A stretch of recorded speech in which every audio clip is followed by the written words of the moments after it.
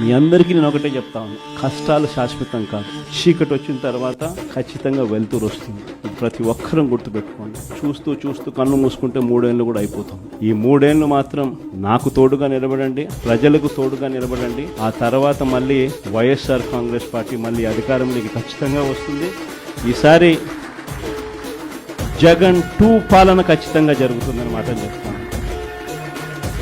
ఈసారి జగన్ 2 పాలనలో మాత్రం ప్రతి కార్యకర్తకు మీ జగన్ తోడుగా ఉంటాడని ఖచ్చితంగా చెప్తాను.